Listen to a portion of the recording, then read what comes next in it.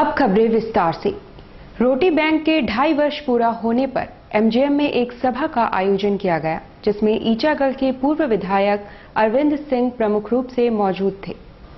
रोटी bank द्वारा गरीब और बेघर लोगों को 2 वक्त की रोटी मुहैया कराई जाती है और इसे लोगों का अपार समर्थन भी प्राप्त हुआ है।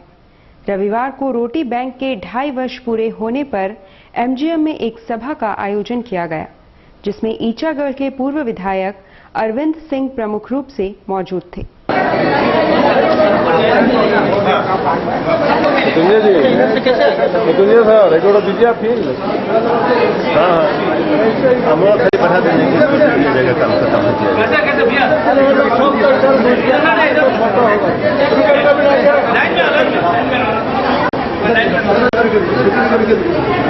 ये कैसी चीज पर जब हम लोग बचपन में थे पढ़ते थे, रोटी कपड़ा और मकान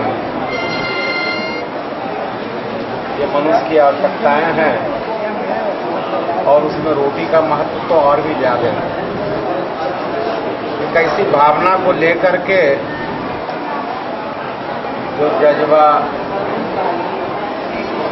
जो मानवता इंसानियत से जुड़ी हुई इस चीज को लेकर के समाज के बीच में जो सेवा भावना कर रहे हैं, ये अपने आप में अद्भुत है। इसकी प्रशंसा की जाए।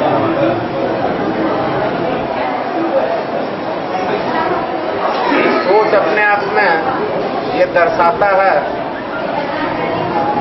कि इच्छा शक्ति एक छोटी सी चीज को लेकर के आज ये किए हैं, तो उससे भी बहुत बड़ी चीज होती है वो भावना। रोटी शब्द ही अपने आप में इतना बड़ा महत्व रखता है, इसकी कल्पना नहीं की जा सकती। लोक समर्पण संस्था द्वारा पर्यावरण के प्रति बच्चों को जागरूक करने के लिए चित्रांकन प्रतियोगिता का आयोजन किया गया। चित्रांकन प्रतियोगिता में कक्षा 3 से लेकर 8वीं तक के 150 से ज्यादा बच्चों ने भाग लिया। पर्यावरण पर आधारित इस प्रतियोगिता का उद्देश्य था पर्यावरण के प्रति बच्चों को जागरूक करना, उन्हें सूर्योदय, सूर्यास्त, ग्रामीण जीवन और प्रकृति से जुड़े विषयों पर चित्र बनाने को दिया गया।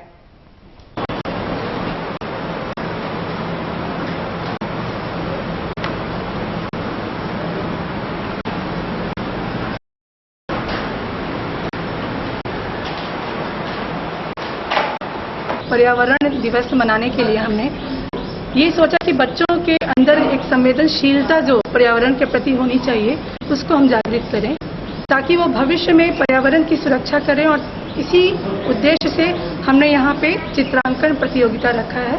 इसमें स्टैंडर्ड 3 से लेकर स्टैंडर्ड 8 तक के सारे छात्र छात्राएं भाग ले रहे हैं।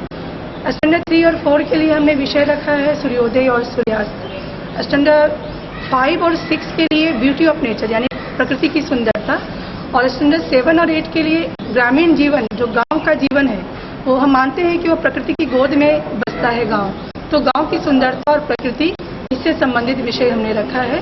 इधर रमजान का पवित्र माह चल रहा है, उधर साथ ही साथ बाजारों में ईद को लेकर कपड़े आदि आने शुरू हो गए हैं। रमजान के पवित्र माह का दूसरा सप्ताह चल रहा है। दूसरी ओर ईद की तैयारियों में दुकानदार जुट गए हैं। बाजारों में नए वस्त्रों की आमद शुरू हो गई है। हर तरह के बुर्के, परफ्यूम और इत्र विभिन्न स्थानों से मंगाए जा रहे हैं। इस बार अल्कोहल फ्री इत्र की डिमांड बढ़ी है।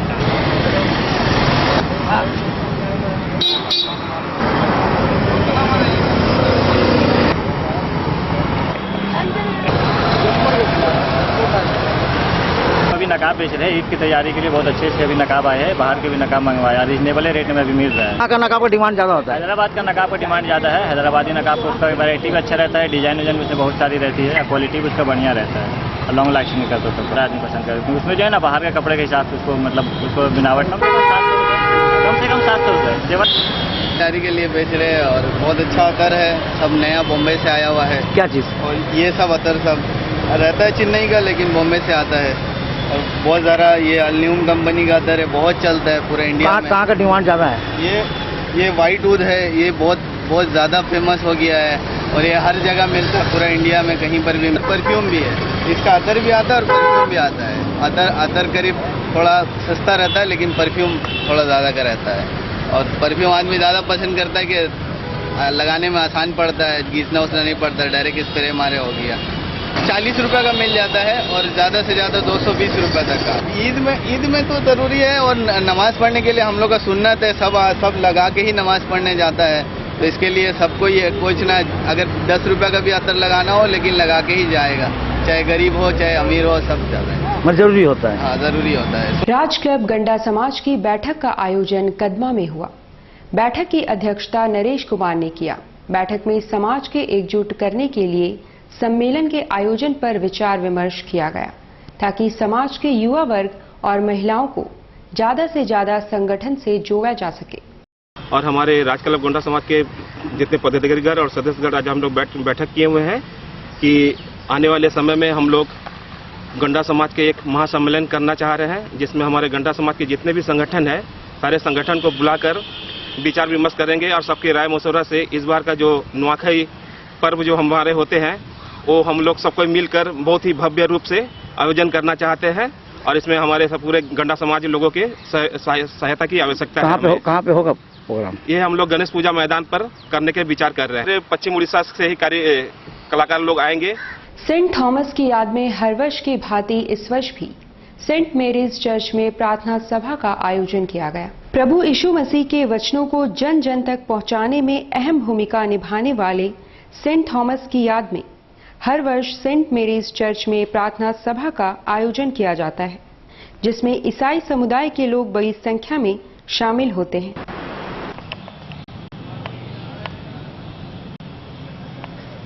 अपना 37 में हुआ।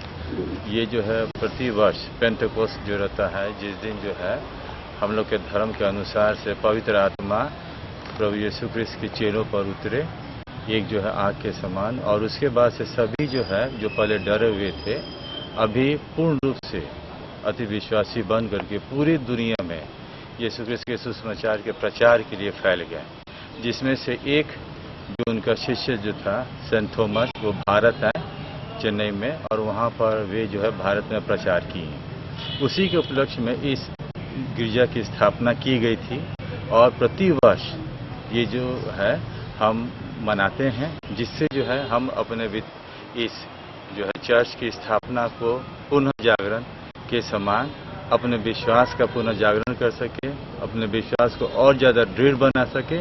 इसी के लिए ये सुबह से 9 बजे से लेकर के अभी जो 1 बजे तक का प्रार्थना सभा का कार्यक्रम आयोजित किया गया।